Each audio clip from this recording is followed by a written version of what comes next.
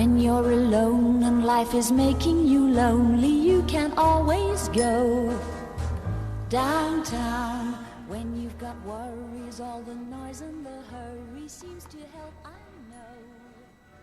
know. Welcome to the Commercial Real Estate Show, your source for market intelligence, forecasts, and strategies. Hello, I'm Michael Bull. Thanks for joining us on one of the radio stations around the country, or maybe you're watching on YouTube, or you're listening on iTunes, or the show website, commercialrealestateshow.com. And however you're with us, we appreciate you being here. And we have a cool show for you today. I've recently read part of an incredible book called 24-Hour Cities, Real Estate Investment Performance, Not Just Promises. All right, this is a great book. I recommend it. We'll have a link to the show on the show website. If you're traveling out there, you can go to commercialrealestateshow.com and hit current show. And we have the author here, Hugh Kelly. Now, Hugh Kelly is a professor of real estate at NYU, and he's also the author of 24-Hour Cities and Studio One. Hugh, thanks for joining us. It's always a pleasure to be here, Michael. Well, you appreciate it. And if you'll get us started, for those who may not be familiar with the term, what is a 24-hour city?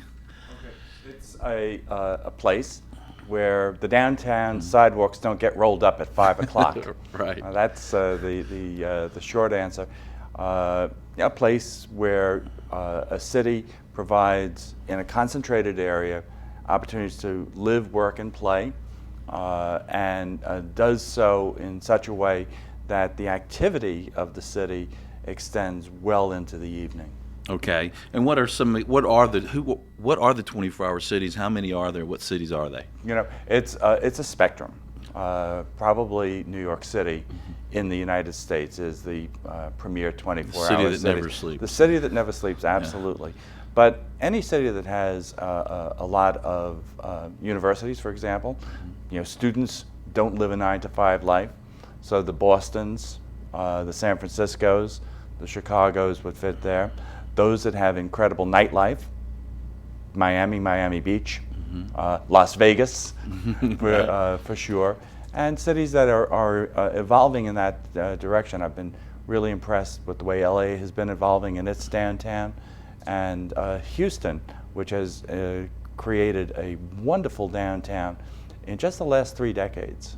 So I think there's a spectrum, but you know it when you see it. Right. And why would a city want to become a 24-hour city? What are the benefits to the government and to the people who live there? Well, it becomes attractive to smart people. And you build your economy around that these days, rather than simply the production of goods. Also, it's attractive to the businesses that want to employ those smart people because they earn more profits.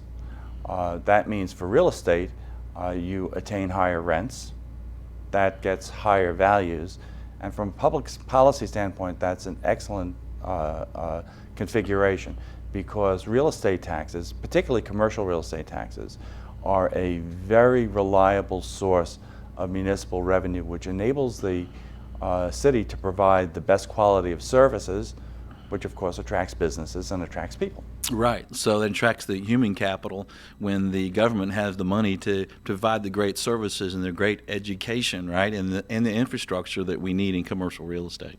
That's right. And is willing to deploy that. Right. Often cities look to be low-cost providers. They look to run their business costs down as low as possible, have their taxes as low as possible. And the way you do that is by shifting over to the private sector all of your costs. Well, for businesses, that's a shell game, because you still have the costs. Right. But you don't have the municipal services that you rely on. And so it's kind of a race to the bottom. I'm a Brooklyn boy. There was a fellow that was called the King of Coffee 100 years before Starbucks. His name was John Arbuckle, and he had a lot of real estate along the Brooklyn waterfront. And his motto was, you get what you pay for. Right, and that's a good motto. And so that attracts the companies, right? So if you have the best and the brightest, the human capital, then that attracts the company, and then therefore the real estate goes up in value, right?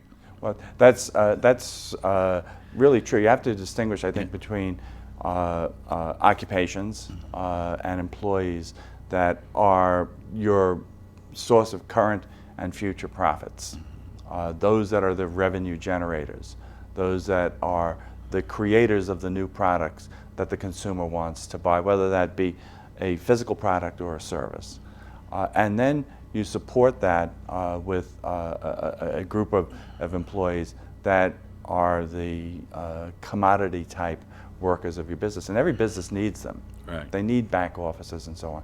But back offices tend to migrate to commodity locations that are low cost, whereas the producers of revenue are kept really, really close to management, because management understands that that's where the future of the firm lies.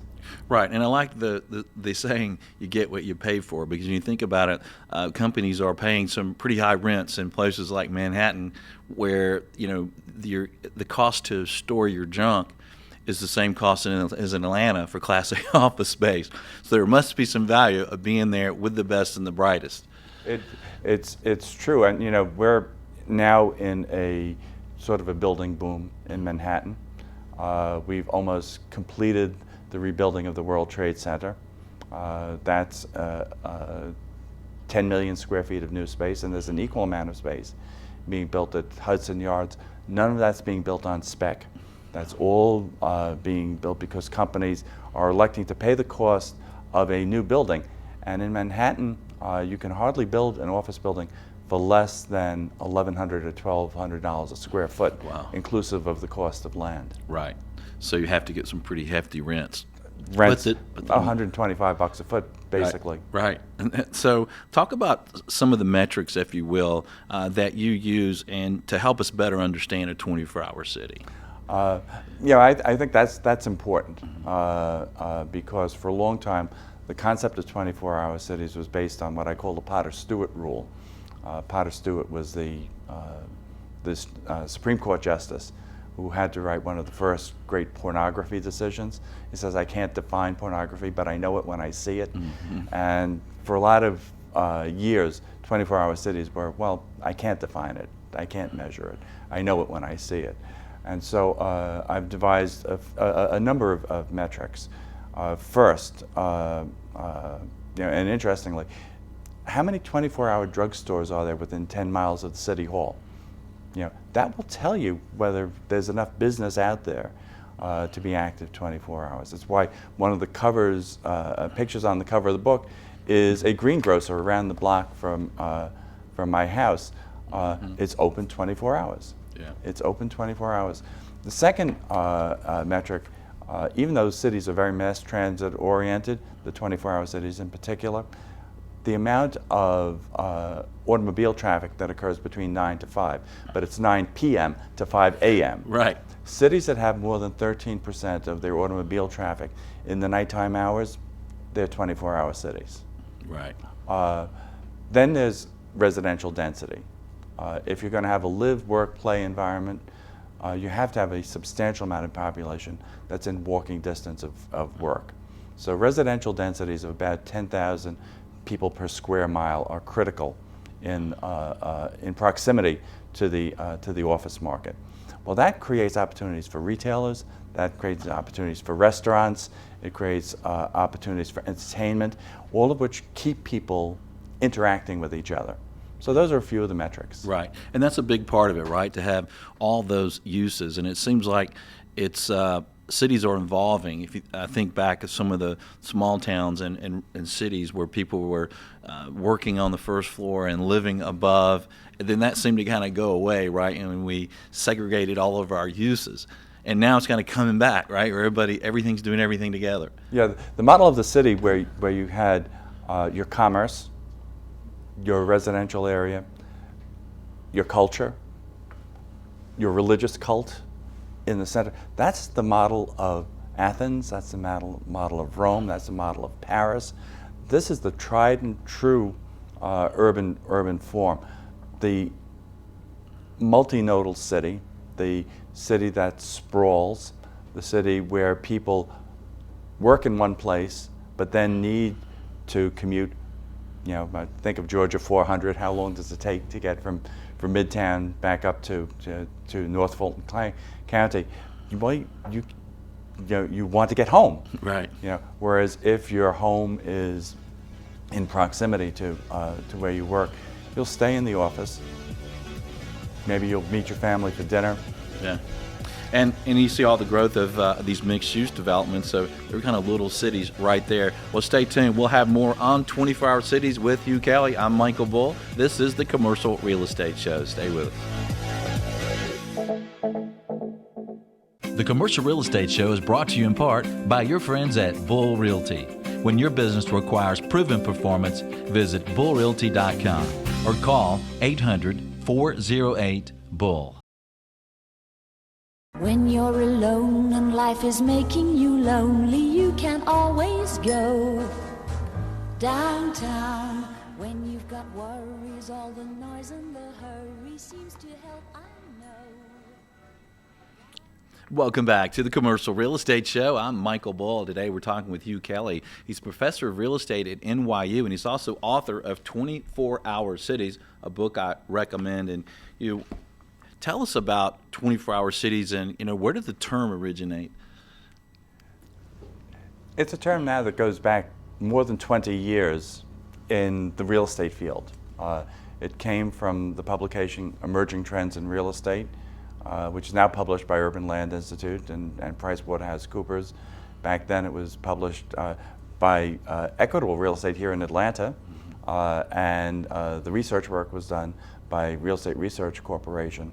And the story goes that one of the investment heads, Charlie Wurzbach, looked out his window in Chicago and said, "This is really what makes for a great real estate investment, a place where people are for 24 hours." And so, in a very startling prediction, Emerging Trends said that 24-hour cities, rather than the suburb versus city, or the suburb versus downtown, it's going to be the 24-hour versus the 9-to-5 environment that's going to predict where the best real estate investment opportunities are. So that goes all the way back to the 1995 edition of Emerging Trends. And it's proven to be very prescient, and it was such a surprising claim at the time, because we were back in Edge City time. You remember Joel Garreau's book on Edge Cities, where it was the Tyson's Corners, the Las Colinas, the Buckheads, right? That where the action was, and the downtowns were kind of dying on the vine. Well, the last 20 years have seen an entire reversal of that. Right, and that's interesting. And you think about the core investors, the institutional investors who are looking for that safety, and they're going to some of these 24-hour cities where they're paying really low cap rates, but they have the intrinsic value of the future rent increases because of basically a lot of the 24-hour city attributes, right? It's partially the ability to continue to see rental improvement, because it's difficult to build new competition in very dense areas. But it's also because there's greater liquidity. If you have an office building or an apartment building, a rental building, to sell in Manhattan, in downtown San Francisco, on the Gold Coast of Chicago, the buyers line up. Right. If, on the other hand, you've got maybe a building of the same age, but it's in a 9-to-5 type location, downtown Cincinnati, around Fountain Square, which is a lovely place to be. Yeah. You don't have the same ability to sell, particularly when markets are concerned about either a down cycle or about volatility in the financial markets. Right. Well, it's an interesting time for it as well, because I think a lot of people are looking for the safety of real estate as they're looking for yield and something that's tangible. So if the planners of a city, the politicians, the leaders in communities would like their cities become more of a 24-hour city and have some of those benefits, what are some things that can be done? You know, when you go to the grocery store, you go and buy a list of ingredients for whatever it is you want to make. I've heard that's what people do. You know, yeah. But that doesn't make a great meal. You have to have a recipe. And economic developers, you know, in my observation, have often been like those shoppers that go to a grocery store. I want to become a 24-hour city, so I'm going to get a downtown sports stadium. I'm going to have an arts district. I'm going to make sure that I've got a convention center and the hotels that go along with that. And they get all of the ingredients, and then they wonder why they don't become 24 hours. Every recipe has a key and critical ingredient. And for me, if live, work, play is the mantra for 24-hour cities, you have to focus on the live. Right. And so that's why I think that residential densities in the downtown of 10,000 people per square mile is the threshold for becoming a 24-hour city.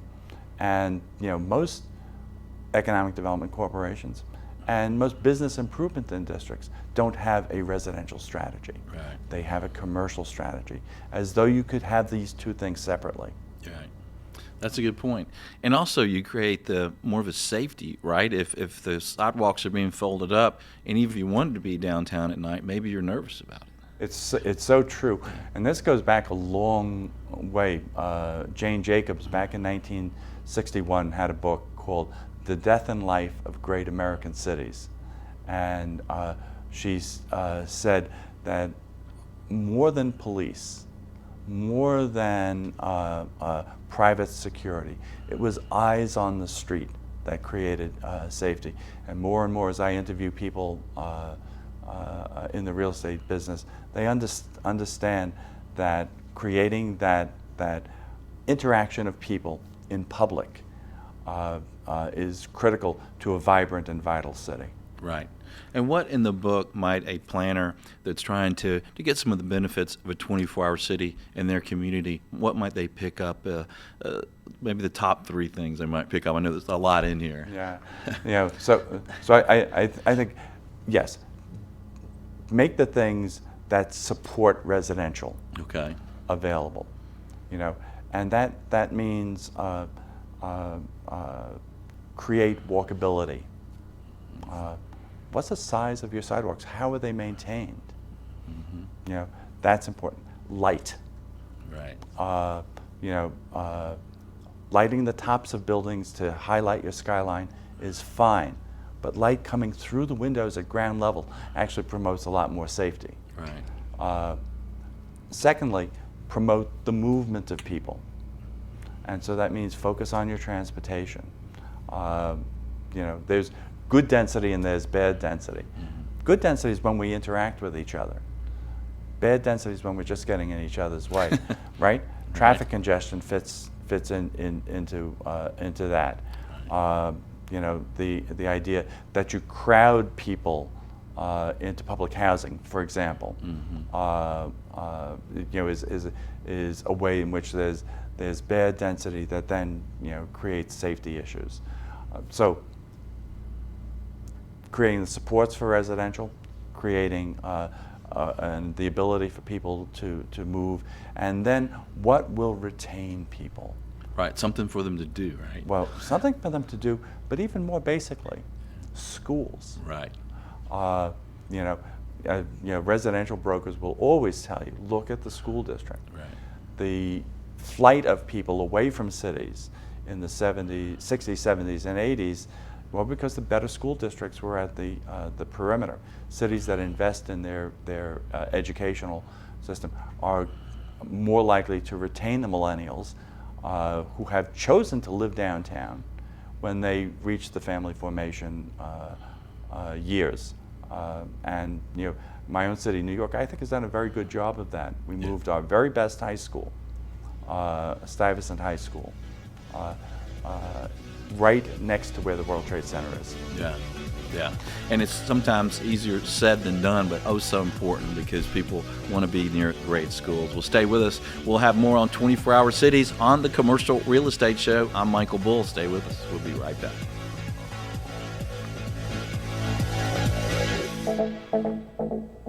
Xceligent, the resource professionals like CCIMs, CBRE, JLL, Colliers, and Bull Realty use for market intelligence. Commercial Search is the site to market and find available properties to buy, sell, or lease all over the country. Visit commercialsearch.com. When you're alone and life is making you lonely, you can always go downtown. When you've got worries, all the noise and the hurry seems to help, I know.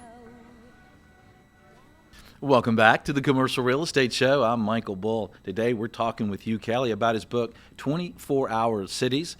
And Hugh, one of the things that I think some people think about 24-hour cities is it's glitz and glamour, and you have to make a tremendous amount of money to live there. Is that one of the misconceptions of a 24-hour city? That's what I think about sometimes. It is in a lot of ways, and there are people who are very strong in that opinion. There's a fellow out on the West Coast by the name of Joel Kotkin who's always, saying the 24-hour cities, the superstar cities, are just for the elite.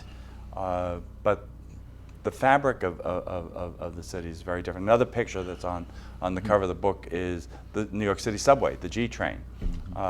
There are no first-class cars on the G train. There are also no reserved seating in Central Park.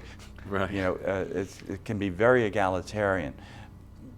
My concept is that while bright lights, big cities, downtowns are part and parcel of the 24-hour cities, their benefits spread out.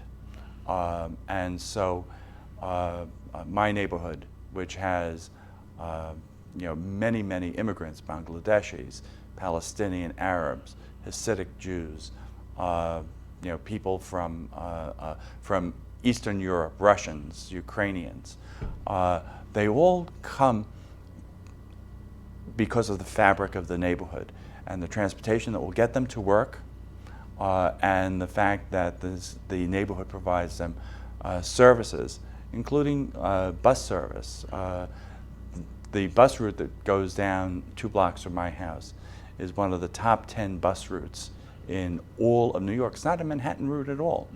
Why? Because it connects to a whole bunch of hospitals, and hospitals operate 24 hours. Right. And so the people that work in the hospitals, not just the surgeons, not just the top level of the medical personnel, but the nurses aides, they're working round the clock. And that's what makes this particular neighborhood very vibrant and vital. So it's not just for the leader, as Kotkins likes to say, people that are eating $200 lunches. Right, right. So, but if you think about it, historically, cities where the more educated and more wealthy, people resided, though. And then you think about, oh, that's just an old country boy, not in the city. It's true. But so many of our cities were built on the basis of walk-to-work housing. And after World War II, with the expansion of the interstate system, with the massive production of housing in the suburbs, that fabric began to disintegrate. And it's why, as part of the books, I go into a lot of detail of why did cities hollow out. To me, one of the most intriguing things is that the cities that we now think are the best cities, that get the most investments, the San Franciscos, the Washingtons, the Miamis, the New Yorks, the Bostons, were terrible places. I remember that. In the 19th century. New York lost 800,000 residents. Wrap your eyes around that number. Right. Washington was the murder capital of the country. San Francisco murdered its mayor. Miami was Liberty City and the riots. So was Boston. So these cities didn't spring up as 24-hour cities, from nothing. They had to reinvent themselves, and that to me gives hope for cities that are struggling today, because if you can reverse that tide in big old cities that have fixed infrastructure, it should be able to be done in smaller cities that are more malleable and perhaps more entrepreneurial. Right. But there is a push and a pull, right, between the cost to do that, because that can be expensive to do. And if you look at a city like New York, just selling a building in New York, the taxes and things you have to pay, you got to weigh that, right, as a planner and as a politician. That's very true, and it's what it's the reason I think that 24-hour cities don't find themselves facing a raft of new competitors, Right. because it takes a will to invest and the patience to reap the benefits of those investments. You know, take Los Angeles now. Los Angeles just opened its subway to the sea, from downtown Los Angeles out to Santa Monica. Well, that's been a project that's 10 or 15 years in the making, but LA made a decision that its bad density, the bad density on the 405, the bad density on the 10 freeway, on the 101 that runs through downtown, was a problem, and so they had to get mobility in mass transit, and so they've invested in that. That's their future. Right, and that's a good investment, and it does take some time. And we'll take a short break. We'll be right back. Stay with us. This is the Commercial Real Estate Show.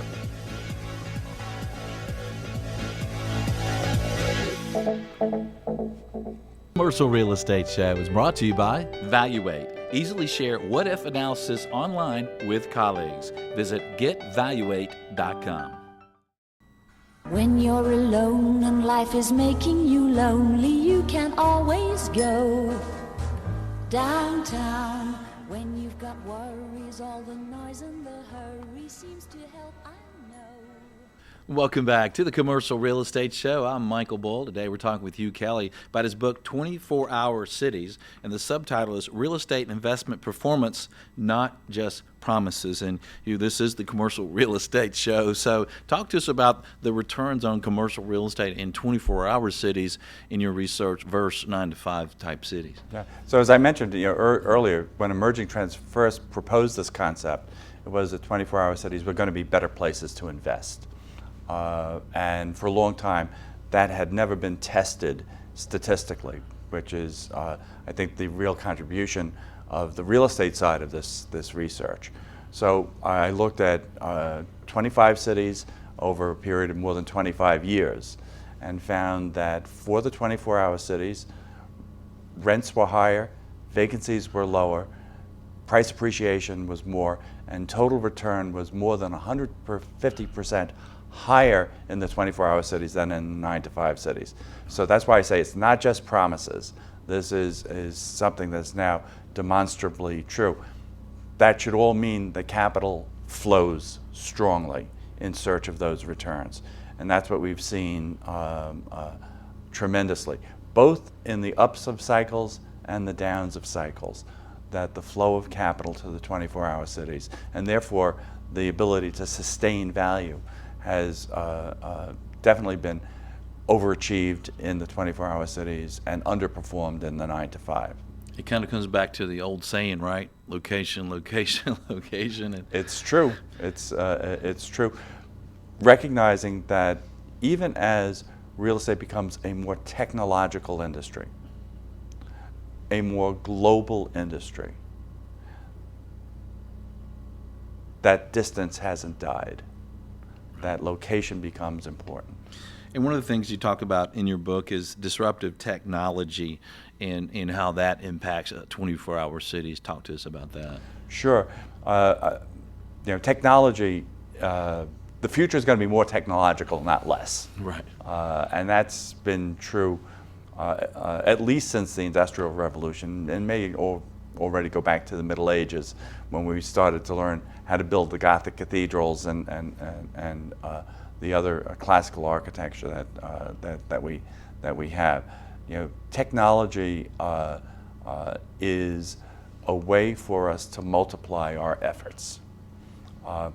The misconception has been that technology disperses economic activity. You can do anything, anywhere.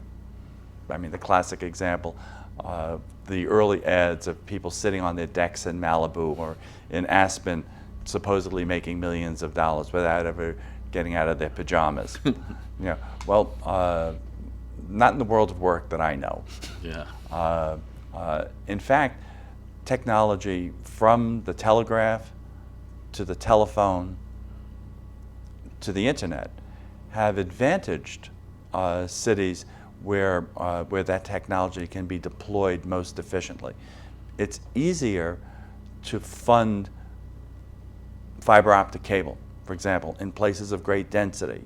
You get a greater return on that infrastructure investment if you've got enough users in the place.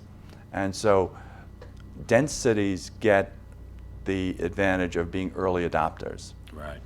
And the rest of the cities play catch up. Right. And talk to us about millennials and baby boomers and kind of the demographics and that and the impact there on 24-hour cities versus others. So I don't know where you fit in, Mike. I am an early baby boomer.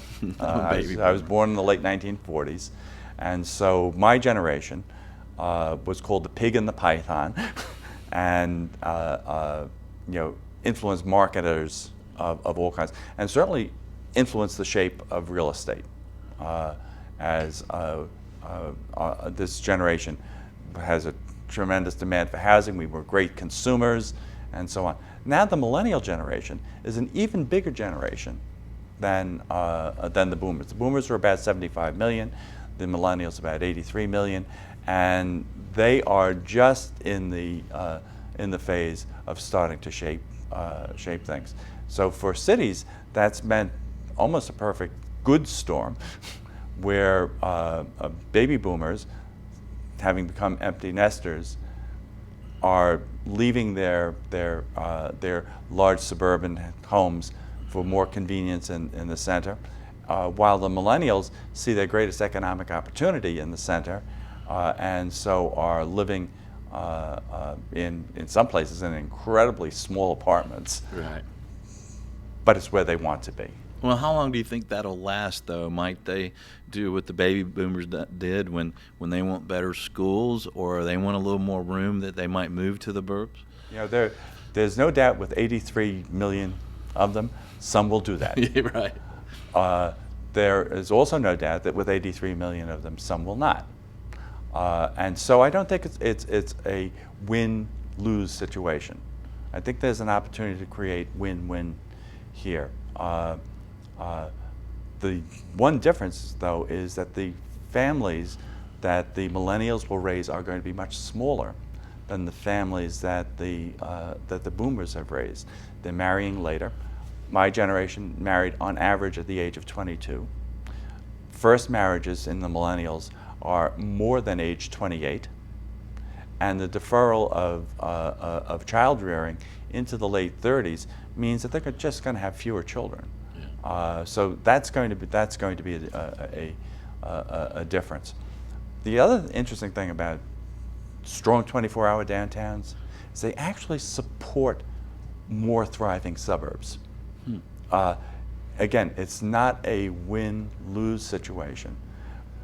But if you're a New Jersey office owner, right, the best thing for you is a thriving Manhattan, Right. because that creates spillover demand for you. Right, it certainly does. Well, stay tuned. We'll have more on 24-hour cities with Hugh Kelly. This is the Commercial Real Estate Show.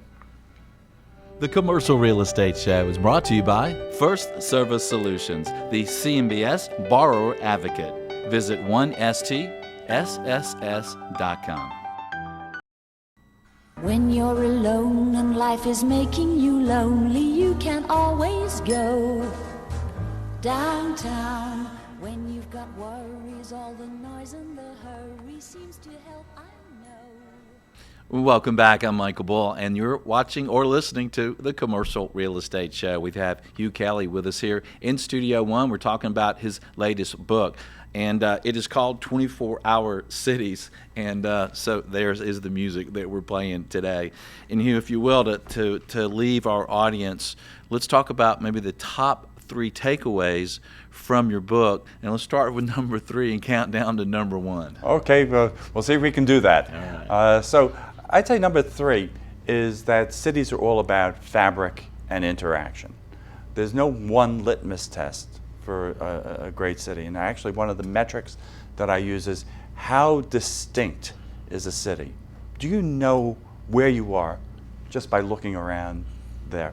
There are so many cities across where the skylines are absolutely identical. The stores are absolutely identical. You don't know where you are. And those cities get priced down to commodity levels. Those that are really regionally distinct are of greater value. Yeah, that brings to mind Nashville. Absolutely. Austin. Yeah. I love Austin. Yeah. Keep Austin weird. Right. And my son's name's Austin, so we kid him about that. There we go. There we go. Keep Austin weird. Yeah. So fabric, interaction, and distinctiveness. That's number one. The second is that people come first. Mm-hmm. Real estate is all about the functionality for the user, whether the user is a resident in a house or a multifamily apartment, a shopper in a store, a shipper in a warehouse, or a business in an office building. That people come first. And if the real estate is helping those people be more productive, creating greater profits, that's going to boost rent, that's going to increase value, and it's going to attract capital. Yeah, I think that's real important to keep in mind, because it's those users, those occupiers of the space that create commercial real estate value. They do so much, and that's why 24-hour cities are so key. Because if you're getting use out of your building for 24 hours, right, you're getting a lot more return on your rent than if you're just using that building for 12 hours. Yeah. Yeah. You're paying the same rent. That makes a lot of sense, and I've seen a lot of real estate that you look at it in half a day, it is empty. So that's capital investment that's unproductive. Yeah. So that's another thing. And the third. Now, so this is number one? This I think it really is the number one. Number one. Don't go looking around for problem-free cities. Come on now. I want perfect, Hugh. Don't go looking at. When Walt Disney built Disney World, he created Epcot, the experimental prototype city of tomorrow. Now, I've been to lots of cities around the world. Not one of them looks like Epcot. Right. Because Disney had very little tolerance for messiness. Mm-hmm. I argue that the best cities are not the problem-free cities, they're the problem-solving cities. Right. Those that address what they have to do. Why? Because in solving problems, you innovate. Right. When you innovate, you create things that are new. That creates excitement. That creates future profits. And therefore, it attracts both the people and the businesses that want to be in that kind of environment. Right. Yeah, and if you're not learning, if you're not trying, you're not failing. You have to fail to know that you're actually doing something, and you've done something here with this book, Hugh. So if you want to read this book, I recommend it. Go to Amazon and just search for 24-Hour Cities with the author Hugh Kelly. That's Kelly. And Hugh, thanks for joining us in Studio One. We appreciate you being here. It's a pleasure. Interesting too. I mean, as a plug, right? Yeah. It is available also on a Kindle format. So nice. There's an ebook as well as the hardcover and softcover books. Technology everywhere, right? It's so true. Well, thanks for joining us out there, whether you're listening on the radio stations or on YouTube. We appreciate you being with us. Be sure to connect with us on Facebook, LinkedIn, and Twitter. We would like to hear from you. Until next week, be sure that you always lead, learn, and laugh, and join us for the Commercial Real Estate Show.